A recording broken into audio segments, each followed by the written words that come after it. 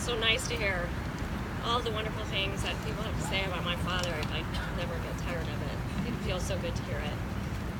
I'd really like to thank everybody, all of the Armory personnel, for their continued devotion to the Armory. It is with deep gratitude that our family and myself thank all the elected officials from New York City who came here today as well on behalf of my dad.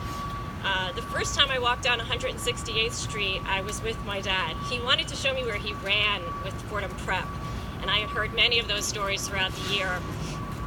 But this was kind of a different day. Dad really wanted, he had another plan. He wanted to bring me back to the Armory here to show me where he ran, back to kind of the glory of his younger years in running, and what it meant to him. But he had another plan. As he showed me the old track, it was banged up, it was a dark, cavernous place, it was a homeless shelter where people were sort of deposited with little thought for their needs. And it just seemed so overwhelming to me. But knowing my father, I knew that this was just going to be the beginning. So there began many years at the dinner table, having discussions with my dad about who he met at the city and the state and ultimately the federal government. There were days when some of the challenges seemed insurmountable, but those were the times that Dad pressed harder. My father was really a master at navigating difficult circumstances. He had overcome many challenges throughout his life, and he excelled well beyond them. Running really was the foundation of his success, not only winning marathons as the first New Yorker, of course, people know this, in 1974 to win the New York City Marathon, but also as a medical student in Lausanne, Switzerland. He was the first American to receive a perfect score upon graduating at the top of his class, which was not easy. His native language was English. My father was really a humanist. He was interested in every person that he met. I believe that I've heard thousands of times from friends and family and strangers equally, you know, your dad is a really great man. And I never get tired of hearing that. It really has always been a testament to his compassion for others, but also his ability to bring people together from all walks of life.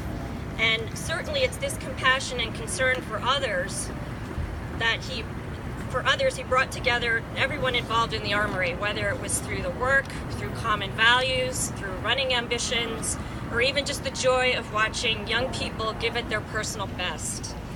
The Armory is a world-class indoor track and field center, but because of my dad's compassion, it has also become so much more than just the track, as we all know. It has a higher purpose in this community in Washington Heights, in New York City, and even globally. And really the true heart of it has really been to serve the youth and to promote everyone's personal bests. As a daughter, I was blessed to have a father like the one that I had, but I feel too that the running community and New York City was also blessed to have Norb Sander on its side. In a way, he's sort of your father too, everyone's father, because he's tirelessly advocating for you, inspiring you to press harder even in the face of challenge, and always encouraging you to give it your absolute personal best. Renaming 168th Street, it's such a beautiful way to commemorate my dad and all that he's done for all of us.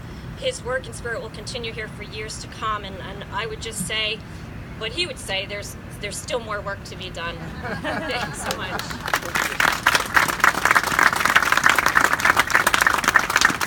Thank you, Jessica.